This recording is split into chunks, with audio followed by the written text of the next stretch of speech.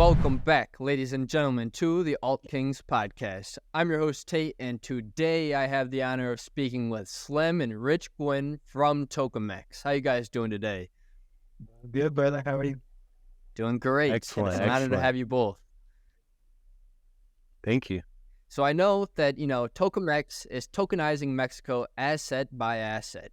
You guys have some Web3 development. There's the Tokomex 3D Labs, Tokomex IRL NFT clubs, and also your NFT project called Hashlex. Before we dive into some of those things, let me ask you both, who's behind Tokomex? There's talk a to group Slim of on us that. now. That's his brain. Here's the group, but he's the big brains behind it all. Amazing. Yeah, it started off So with Slim, just why don't myself. I ask you, who's behind Tokomex? Sure. I mean, it did start off as just myself. I was by myself in the beginning back, it's been 2.5 years now, March of 2021, right at the beginning of the HBAR NFT wave. But I had a vision, to create a firm and a company here in Mexico and to tokenize Mexico asset by asset. And I knew I couldn't do it by myself. The vision is big and it would definitely require the right people to join me in that. And so that slogan there was like a vision as a calling. It was a beacon, to send out to find my future partners. And now you see one of the main ones right next to us, right here, Johnny from Rich Gwynn NFTs. So, yeah, that's where we're at now. And there's a handful of others, but that's the gist of it right there. Amazing. So when you say, tokenizing Mexico asset by asset, what do you mean by that? Well, a lot actually. Assets, all forms of value, like art is an asset for people. Things that they can collect, whether it's just a collectible or whether it's maybe something like property and everything in between, really, that gains value over time. And many forms of value too. Maybe it's not just monetary value. It could be like how art gains value to the eye of the beholder. They could really appreciate that art and want to be able to send it around the world or trade it or do it digitally or fractionalize the ownership. So with this type of technology, hence tokenizing, that's what we can do. We can tokenize it and transfer many forms of value in different ways using these networks, the distributed ledger network on the hash graph. Yeah, it's incredible. I really think that's going to be vital to a lot of, just assets as a whole, physical turn to digital to, be able to see more value behind these assets in the future, of course. And what really blows my mind about that, say, tokenizing the Mona Lisa, for example, there could be thousands of people who hold a piece of that Mona Lisa rather than, just one country owning it all or one entity owning it all. And it goes even deeper than that. I remember, listening to Slim in a space a couple months back, just talking about different, artifacts that are in Mexico that you can tokenize. And it's going to be more secure for, the families holding these artifacts to be able to, it's going to be on-chain, one, so that's going to be making it a lot more secure. And two, they're not going to have to worry about what happens to it in the long term because they'll have, the digital asset that holds the same exact value. And so I think that was a really smart approach from what you explained in one of those Twitter spaces. And, the possibility with this are truly endless. Absolutely. It is. Yeah, no, there's no, we've even got to a point now, and we had to focus on Mexico because, myself and Slam, quite a few of the people that are working hands-on with this live here full time, permanent resident. Sure. Yeah. And so one of the main way that you can record ownership of an asset, whether that be a painting, a house, a property, cars, whatever, is usually a contract, a physical paper contract. But you can lose those items. And oftentimes, what everybody here in Mexico really relies heavily on is the notary. Notaries are a dime a dozen in the United States, but the notaries are actually a federally recognized, almost kind of like judge, jury when it comes to ownership of property. Because when I bought my land here, I had to go and register it with the notary. And when they pulled all the background, I was seeing signatures from the 1940s, the 1930s. Wow. So what we're trying to do, what we're aiming to do, is to create another level of security for tokenizing those assets. And it's catching fire. I mean, people are looking for ways, kind of trustless ways, to be able to transfer ownership of different assets. So that's what we're trying to take on, and it's too big to take on the worldwide. So we had to start with Mexico.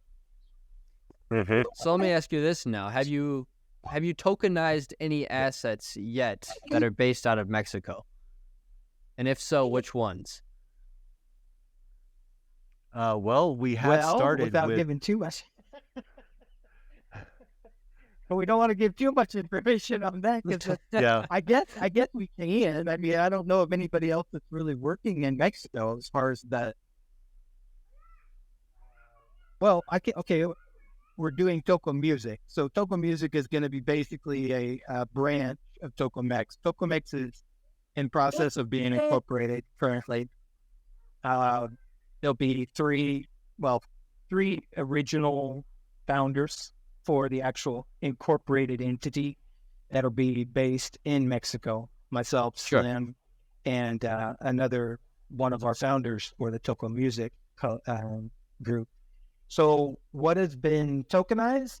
Music so far. We have our very first artist, Hela San, out of Guadalajara. And she's a composer. She writes her own music. She comes from Latin Grammy lineage. So we aren't looking at it just as physical things. We're also looking at, I don't know if you've seen any of Slim's work with Tokomex, but he creates cultural iconic type images. So for instance, San Miguel's big claim to fame, and Slim can talk more to this, but is their lele. So, I mean, it's like a handmade thing that people sell, like usually like the laborers, people that work selling things on the street. Well, what he's done is he took and did just an amazing 3D of it. And that's actually how I caught wind of what Slim was doing. Was I was looking through like the marketplace, and I was seeing things, and it kept taking me back to Tokomex. And I sent him a message, and I'm like, hey, we need to talk, because like, me and you've got the exact same vision. And so when he was talking about putting forth that beacon, that's exactly what kind of attracted me into working with them, because he shared what I was already working on myself. I wasn't obviously to the level. I hadn't established myself in the hair group yet or anything like that, but everything that he said on like a 4 or 5 hour long conversation. We were heading back from an event for my daughter, and I think we were on the phone for close to 4 or 5 hours, because like basically everything that he was saying to me and what I was saying to him was like, okay, this is what we need to do. We need to move forward with this, because this is exactly. And so I happened to have some opportunities to have really good connections.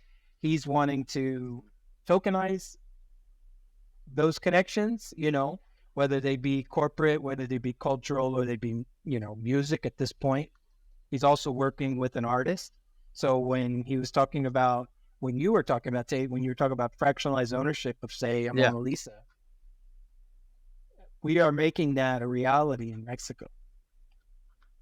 That's great to hear. And that's really exciting, because I mean, Mexico as a whole has, so many valuable assets that are so, I mean, I'm not the one to really go dive deep into it, because I'm not, very well educated on that, of course, but I know, there's great history behind, the country of Mexico.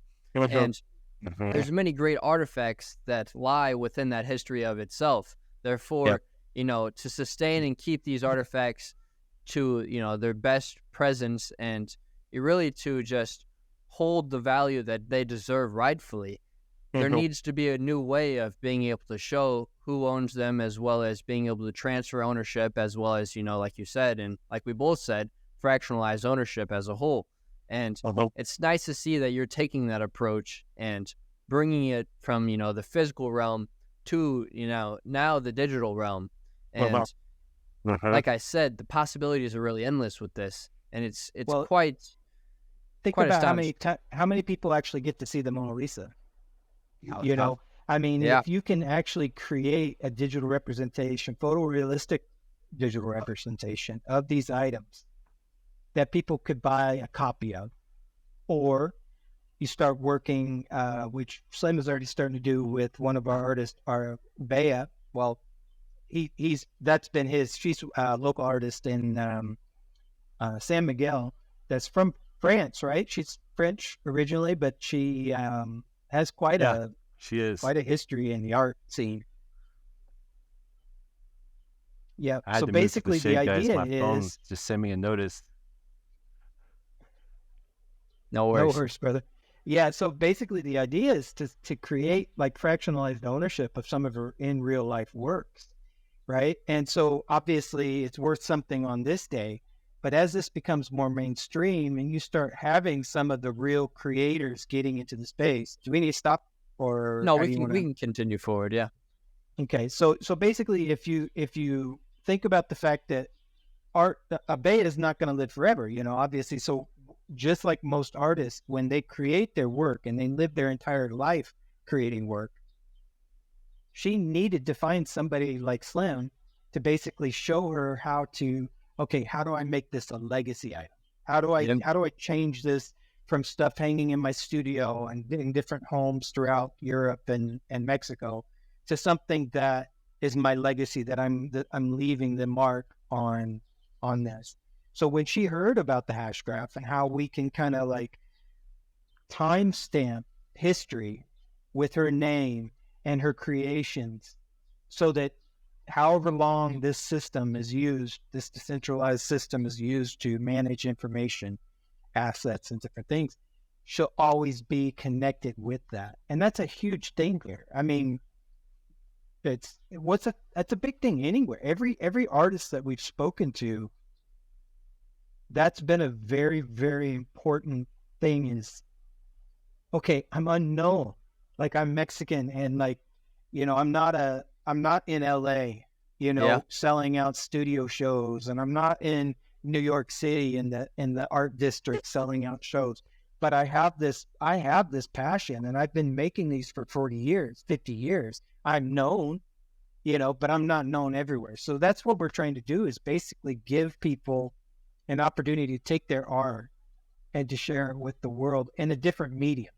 Because up to this point, their only options really been creating a web page and hoping enough people find it. Yeah. And creating web pages nowadays is very, there's a lot of competition out there, and it's attention grabbing competition. People have so much to look at, but not enough time in the day to look at it all. And so you really, it's hard to really pinpoint your focus. And I mean, personally with myself, just with this podcast, it's really hard to really grab people's attention to want to, simply watch the podcast at the end of the day, because there's so many other people out there who talk about crypto. And besides that, it's nice to see what you're doing with these unique artists that deserve the light shined on them. And I'll have to say, I've seen some of the work that some of these artists have provided. And we've also already worked with one of your artists at Tokomex, Matija. Oh, yeah. Matija. Yeah, and he's done great work for us. And it's just astonishing to see the possibilities and, I guess you would say, the artillery that you have behind yourself within, of skill backing Tokomex itself. And I'm curious to know, experience. I'm curious to know, what are some of the past and future partnerships that Tokomex is currently building and has built on in the past? Because I know you've built out, collections and pieces for other NFT collections. This is interesting that you bring this up, because I was actually just talking with Mattia about this yesterday, and one of the words, and, forgive me if I, seem a little bit opinionated about this particular thing, but a lot of people throw around this word collaborate. But most of the time, and this isn't just, with the Web3 community, I think it's in general, right? I mean, look at Steve Jobs. Steve Jobs didn't create the freaking iPhone. I mean, He was the voice, he was the face, he's what everybody that was buying an iPhone basically connected with the brand, right? Yep. But he had a lot of people behind the scenes working it. And Mattia's that guy, man. I mean, like, literally, if you look at, and I'm not going to name the collections because that's not my spot. That's a Mattia thing.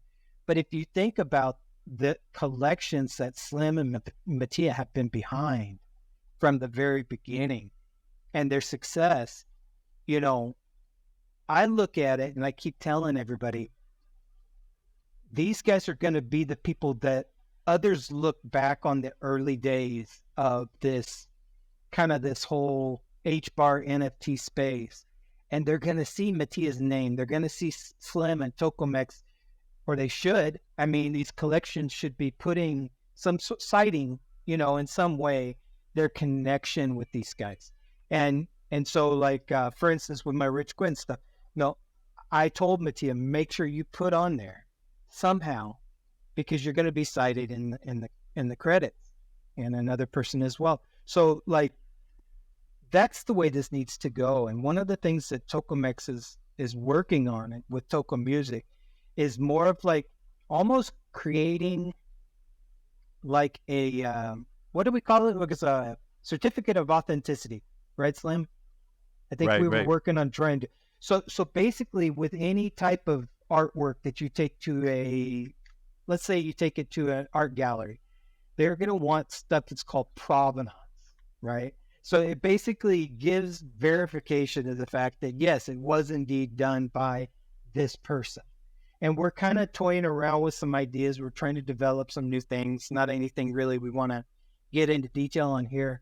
But Slim and Mattia and I and the rest of the team are basically working on some sort of a process that it's immutable. Yes, it's on the chain and things like that. But how many times have you seen other people maybe take a scan or something like that of an NFT that they bought and then re-release it on another blockchain or something like that? I mean, we saw that with the punks, they're everywhere. Exactly. And so instead of our stuff becoming plagiarized, one of the main reasons before Tokomex becoming incorporated was to copyright our images. And Mexico, believe it or not, has one of the, well, I mean, it's a 600-year-old country. So, I mean, you're talking about they've had a head start on the copyright game, So, like, their courts and the system that they've put in place for intellectual property,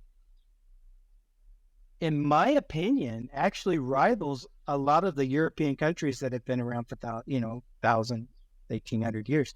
So that's one of the reasons that we're incorporating in Mexico is they have a worldwide, what is it when a worldwide regarded copyright process.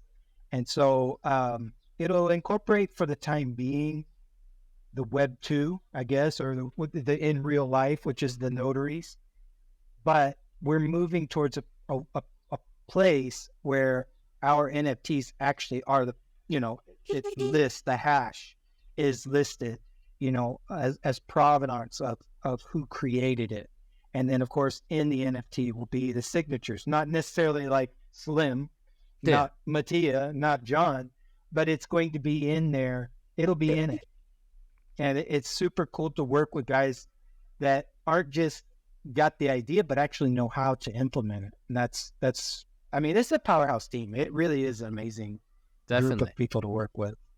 I've got a question kind of bouncing off of what we've already been kind of talking about. Have you guys spoke to Phygital at all by chance? So I haven't. You have not? You said Phygital? Yeah, Phygital. Have you guys heard of them? I think I heard about them on a space one time, but I don't know who they are. They're kind of going for the same approach you guys are going, but not to, the extent of where you guys are approaching with Mexico and, assets as a whole. But they're basically able to turn, physical items, say like this glass jar, into a digital product that you can sell as a digital asset. And it's all just simply through your phone camera.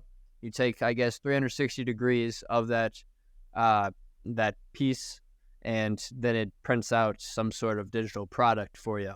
And I thought, if you guys didn't necessarily already create a connection, it might be something to potentially network and build off of, since you're kind of going for relatively the same approach.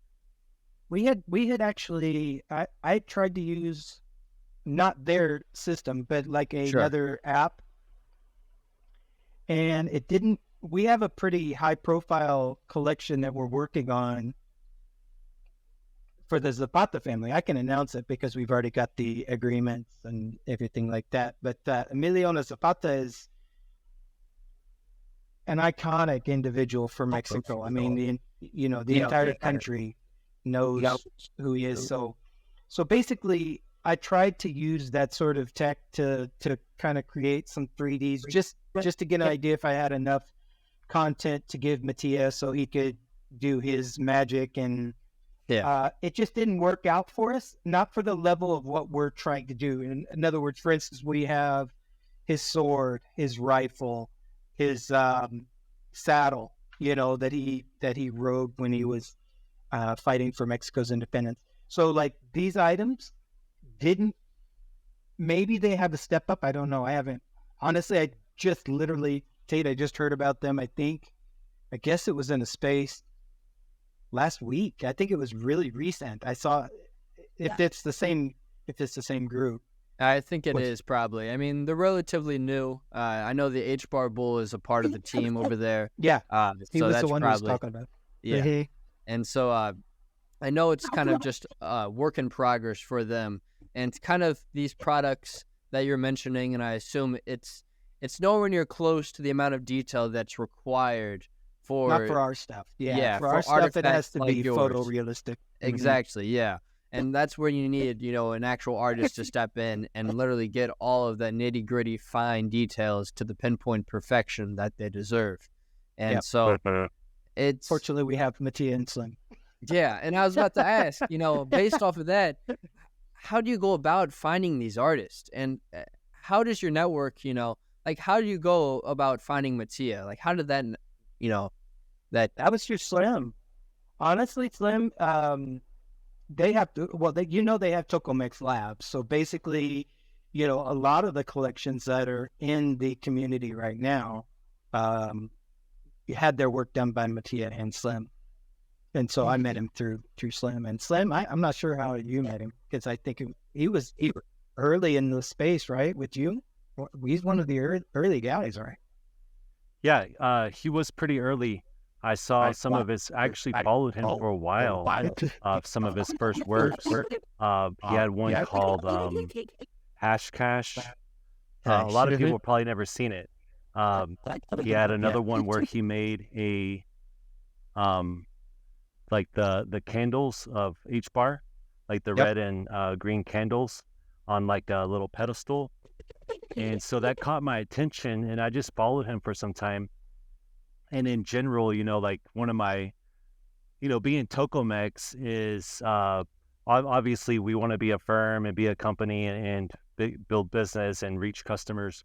So a big part of that is just being a networker, and going hard at it. Grinding really hard. So, and, if you want to be successful at it, especially in today's time, you got to be real serious, and you got to, what I call, it's actually from Grant Cardone, because I went to his into his university online, and they call it 10Xing, so we 10X everything. We do everything 10 times more than the average person, because if you really want to get somewhere in today's time, like you're going to have to put more than the average. You're going to have to go really hard at it. And so I knew to accomplish this vision, to reach someone like Johnny, it took time, you know, and had I given up, had I not keep networking over those years, I would have never got to the point to where I could find him. And so, along the way is how I built up the network, and found Mattia. And he was a very, very important piece because I needed the visuals, you know, I needed a 3D. And I knew that was from my research before I started Tokomex. I knew 3D was a big aspect. I knew that it was also a service we would need to provide for our customers, because I see that the metaverse is the future, even if it's still a little further off. Like during that time, we were coming out of COVID. It was during the time of COVID. And so we saw that how everything was being shifted to online, like very, very fast. Here in Mexico, the system changed over to where everything you had to register, you had to set appointments, everything was done online. And so I really believed that that was going to be the future more and more. And I just really believe that the internet is still, I won't say in its infancy, but it's definitely like not full growing yet. It's more like a teenager still. So there's much further to go. And I think towards the maturity of the internet, we will be meeting virtually, kind of like we're doing now, but more immersed in it, slightly more immersed. Like a virtual reality workspace. Mm-hmm.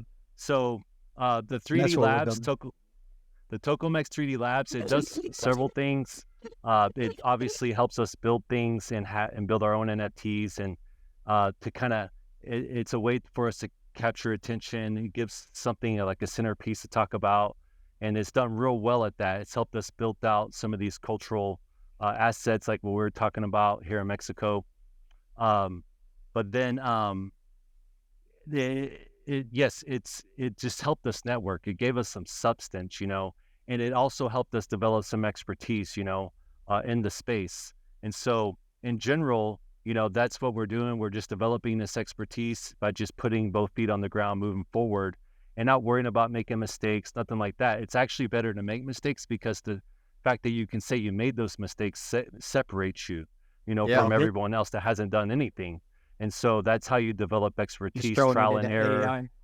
Yep. Yeah. I mean, most of the 3Ds that you see today are AI generated. I mean, like, I can't say most. I say a lot more and more, because it's a lot easier for, say, somebody that's got an idea to jump onto, you know, DALL-E and say, hey, you know, I want it to look like this, this, and this, and then it can tweak it a little bit, and you can get variations and different things like that. That's why I keep telling everybody that we're working with in our group is that we need to do the work now, right? We need to do the hard work now. We need to learn the process. And it can't just be one person knowing the process. It needs to be all of us knowing the process, so that there's no like single point of failure when it comes to, you know, let's say I set up a contract with, you know, a large company, and Slim's not available and Mattia's not available. What then? You know, I mean, I need to figure out, okay, how do I keep these things moving forward and not have to wait, you know, if we're not all in the same spot at the same time. So we are, you know, one of the most important things is having a product. And second most important thing is having a person to talk to you about that product. Yeah. And so, you know, Slim and Mattia handle the product, and I handle the connections with the people that are looking for those products. And we're having huge success. I mean, like, just the connections being made that normally would not be made unless you're working through a broker. You know what I mean? Like, right. But they can actually work directly with the project if they work with Tokomex and Toko Music. So like, this is kind of the when I show my website to somebody that runs a coffee company, for instance, and I say, hey, and their question is, well, what is NFTs? What are, you know, how do I utilize this tech to, you know, make more money? And I say, well, I can help you do that. I can help you create a wallet. I can help you even track the analytics so that you can have real-time numbers of how effective your marketing strategy using these are tools, it is in real time. Like that's the big difference now, I believe, that Web3 is bringing to the space, especially the marketing space. So so we kind of do, we have 3 different prongs. We have the music, we have the cultural, and then we have corporate. Obviously, corporate is begging for this. I mean, I don't know if you've been reading the news lately, but Ralph Lauren even just did for his summer collection, he sent out invites as NFTs. So believing that these corporate companies have no idea what NFTs are and that this is just something that we create PFPs and we're creating things that are just fun and their corporate companies are already looking at this. So having a Mexican company,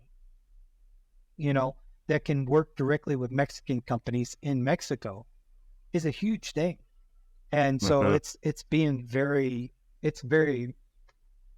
so far we've had nothing but fortunate opportunities coming down the way.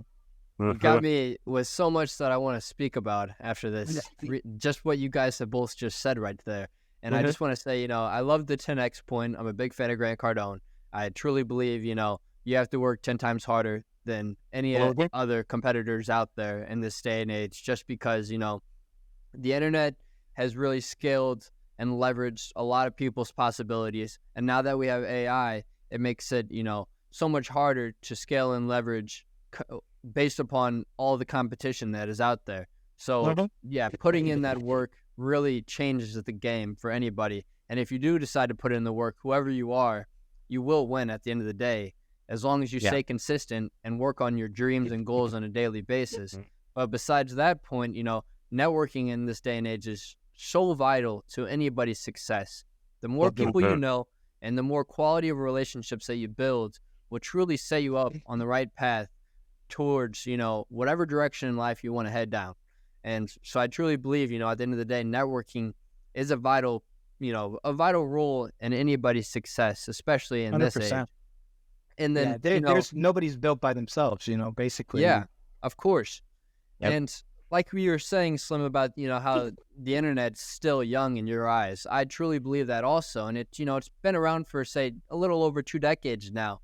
But even at that point, some of these corporations within the United States and even outside of the United States have been around much longer than the internet and had to adapt to what the internet has became. And it's not like they just pushed it under the rug and left it for what it was. No, they adapted and they changed their formulas and the way that they structured their business and everything that went into their business so they could scale with it.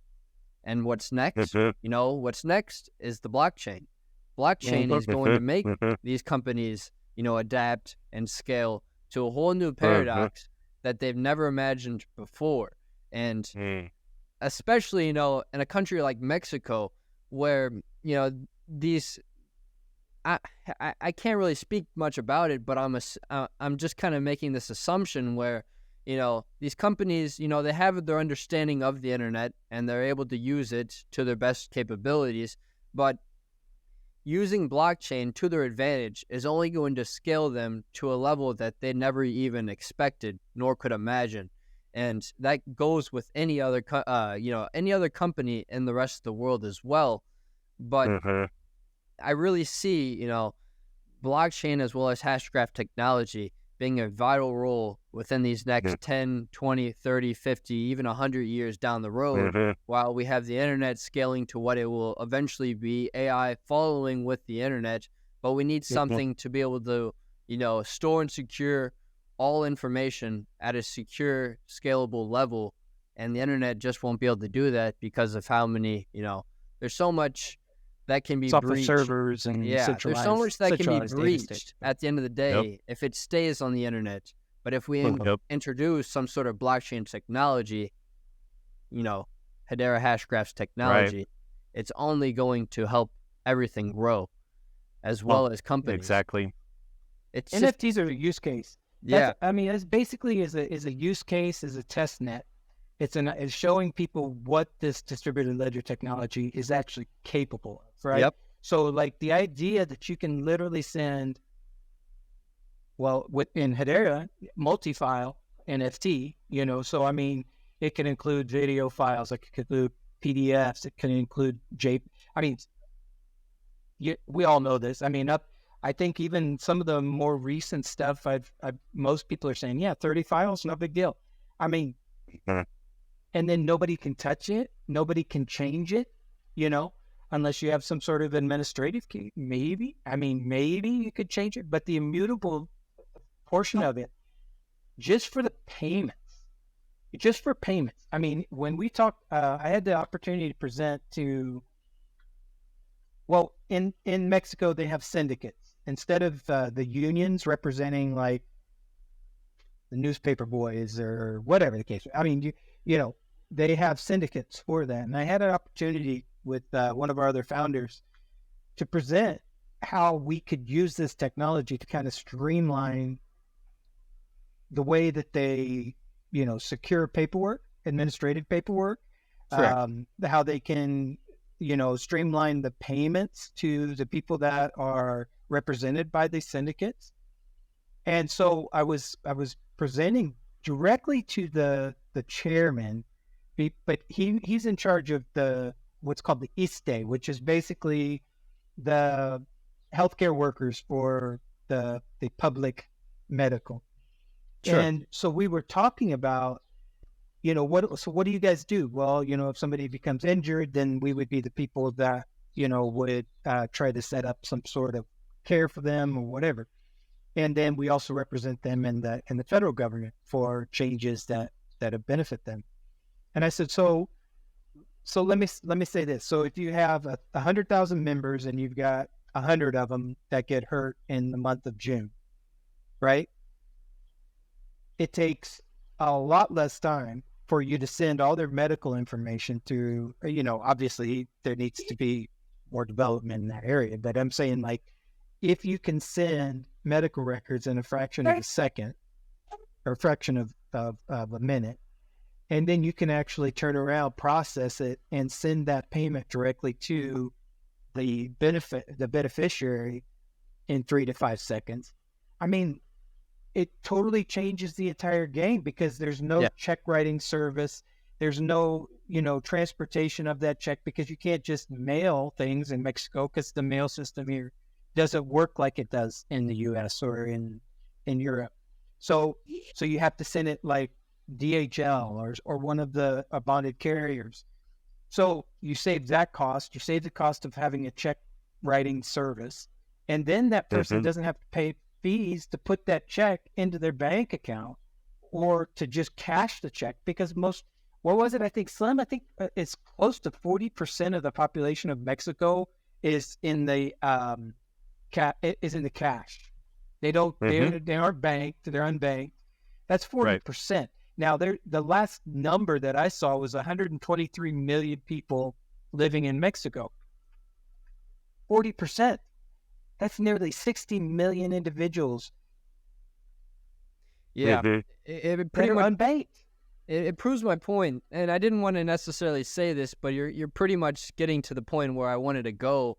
But it feels as if Mexico is kind of outdated to an extent. They're not keeping up with current scalable technology, I guess one would put. I think that's fair to a certain degree. I think that that people are, when I'm walking around Mexico City, it is weird. Now I'm hearing people talking crypto. They're talking Bitcoin. Good. That's good. They're talking different types of crypto digital currencies. Yeah. So what that means is it's not you got to think there's a 600-year-old country in the U.S. who's almost, 225? I don't remember what the 1886. Yeah, so like 225.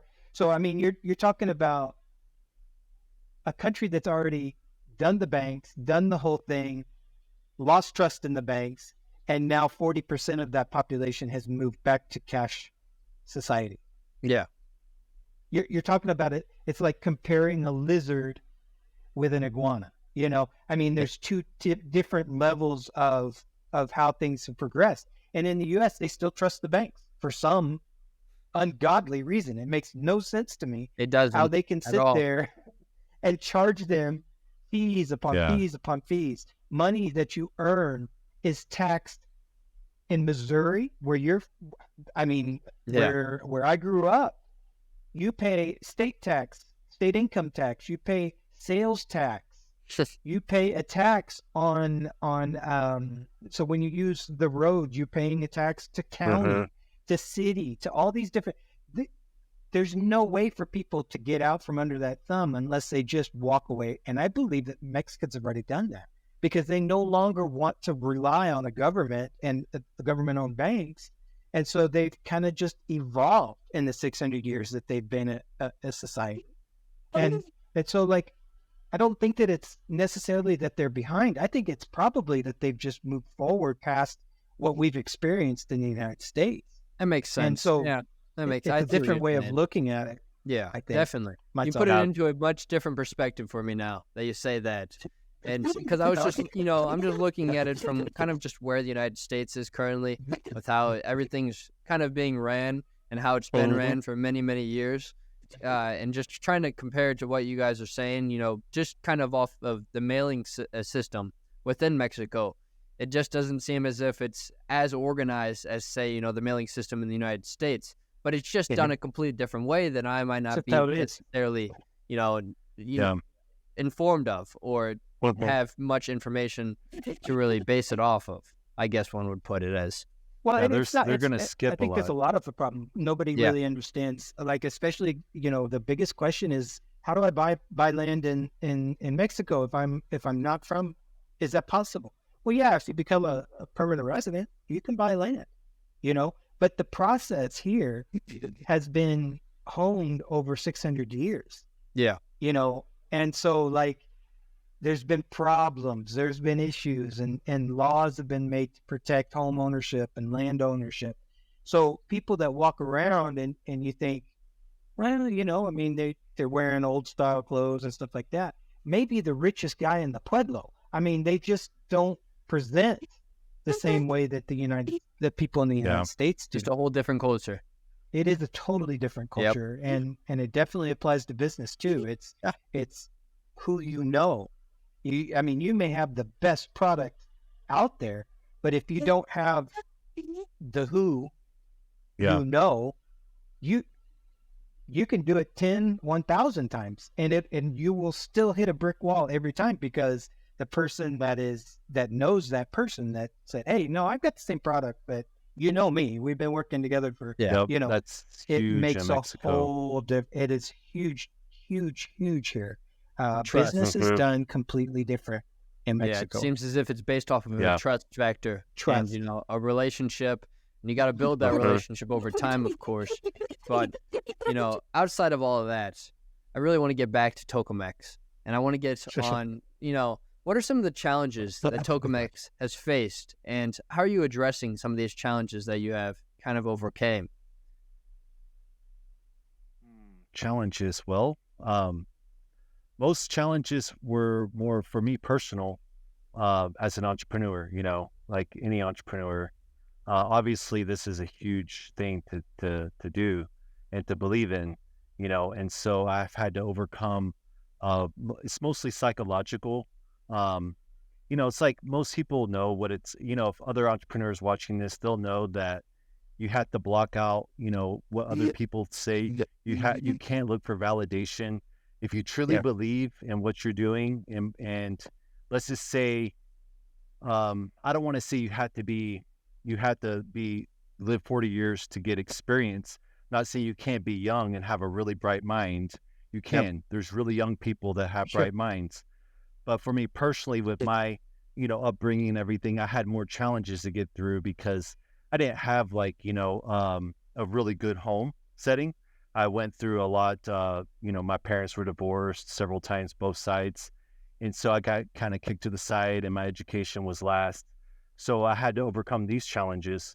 But I've had a bright enough head on my shoulders, and I love life, and I got my life together. In my 20s, I didn't spend a lot of time wasting it. I got serious in life. And so it's like a ship, it can't turn on a dime. That's how I see my life. I was sent out in one direction. And so I've used my experience of being an entrepreneur, say for the past 20 years. I've taken a lot of notes and I have refined those notes down to what would be successful. And at this point now, a lot of it's just becoming more and more aware of your surroundings, who you are. Self-development is a big part of it. And just blocking out all the noise, this is just my personal experience. I've blocked out a lot of the noise. I've done what I do, whatever it takes, to make it, whatever it takes. And so a lot of that is just a big key for me was not waiting on a validation for others. Meaning I used to think that I needed to get a confirmation from people if I was onto the right track. I found out that there's just so much noise out there that no one really knows. And through my experience, I found out that life is simpler than I realized, and it's getting simpler and simpler. It's really just a couple things we do in life and then we repeat them over and over. And so, and that to know that most stuff is noise, like it's like the Wizard of Oz, once you pull the curtain back, you're like, that's it. It's like, this is all it is. And so for me personally, I've just been I feel like I've been enlightened with a lot of this type of knowledge, self-education. And then again, even within self-education, don't overwhelm yourself with all that noise. Like eat the fish, spit out the bones, find what works, and don't worry about the rest and just run hard. Don't be afraid to make mistakes.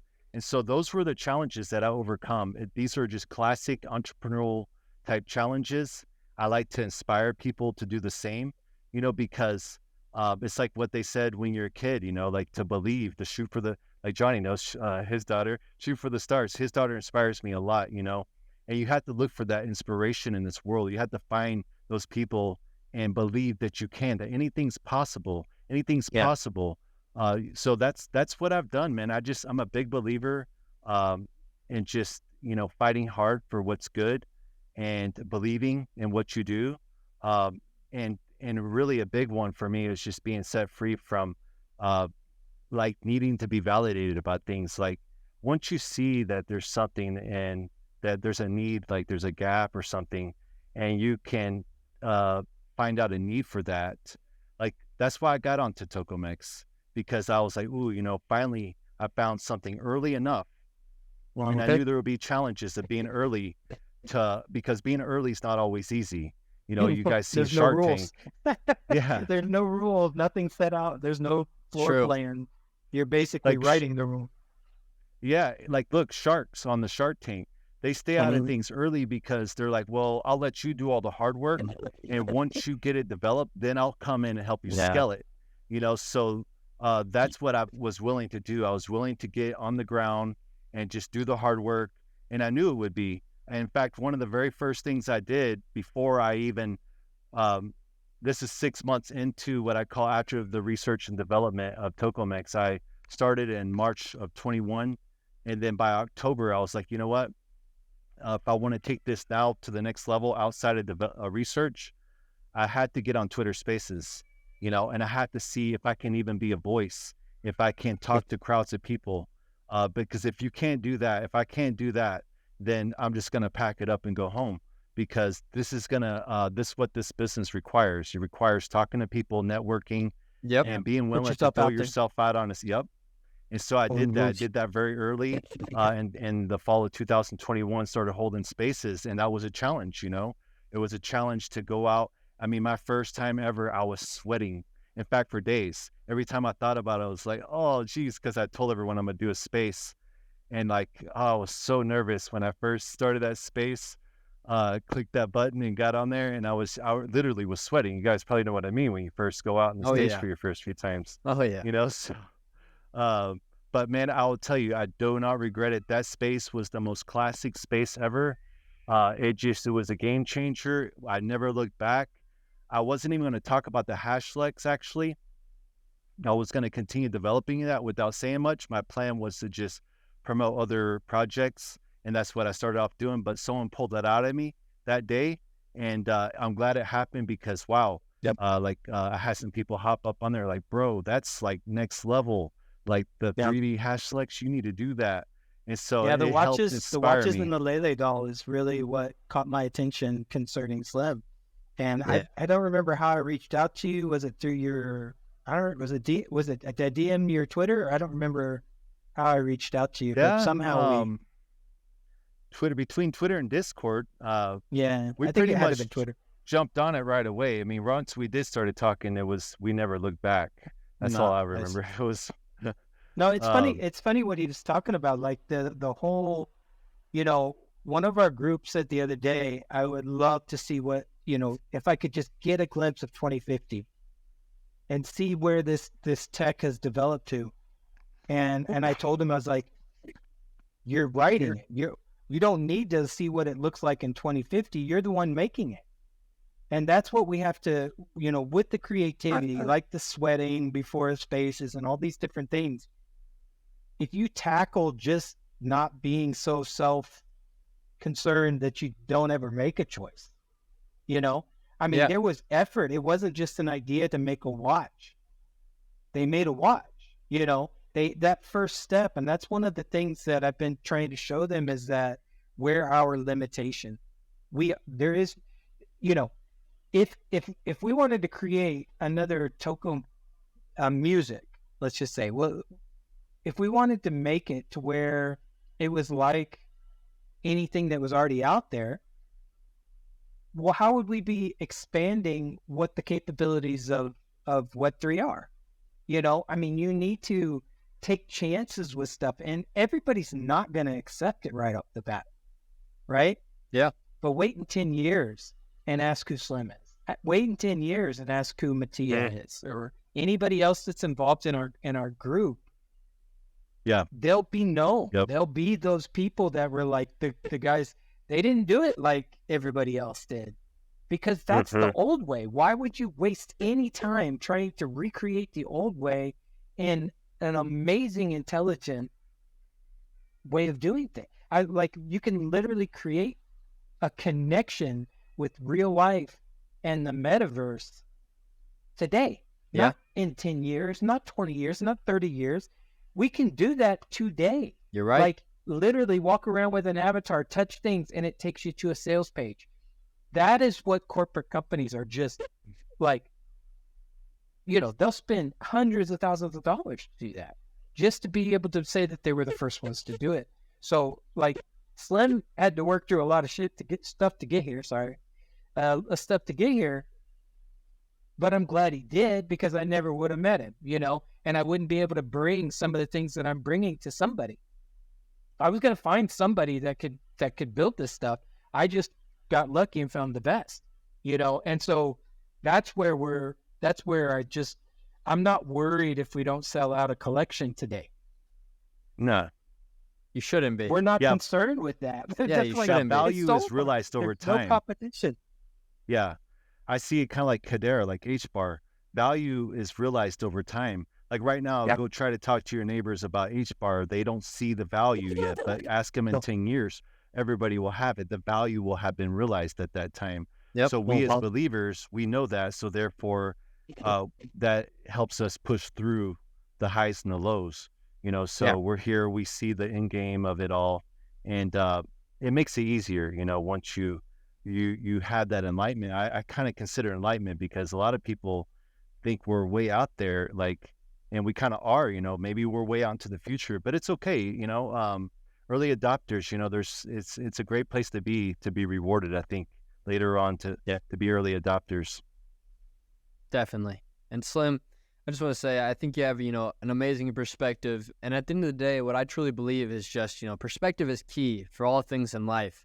You can look at something with a totally negative perspective, and then, look at that same exact thing with the positive perspective. And 99% of the times, that positive perspective's going to save you a lot of stress.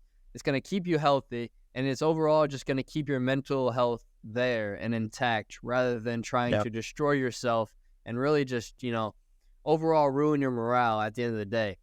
And I think, having a positive perspective, regardless of what it may be towards, having that positive perspective towards, everything is really going to help everybody grow to what they deserve to be.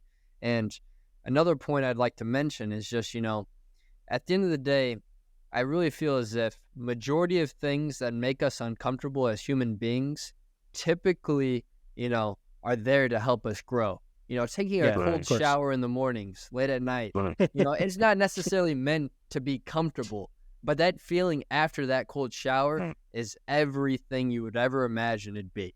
And it goes the same for so much other things in life as well. But I truly believe, the more uncomfortable things you put yourself through that are, realistic, and I'm not saying, go out and, shoot up drugs or anything, because that's a terrible thing to do. But, focusing on things that, might be uncomfortable, but after they're uncomfortable, they're going to bring a positive ROI to your life. And I think, you guys you had very valid points of explaining that. And I just want to also say this has been a great podcast. You both are great. Slam, you're a great guy. Rich, and a great guy as well. And I just want to say also, thank you guys for taking the time to join me here. And if there's anything you guys would like to close off with, now would be the time to do so. And once again, I appreciate you both. No, appreciate you too, man. Thanks for having us. Yeah, thank you. Of course. Yeah, no wonder you look so vibrant. I was going to say you look so vibrant. It must be those cold, fresh showers. You're funny. Yeah, No, yeah, those are the best. But on that note, ladies and gentlemen, this has been the All Kings Podcast, and we will see you all next episode. Peace.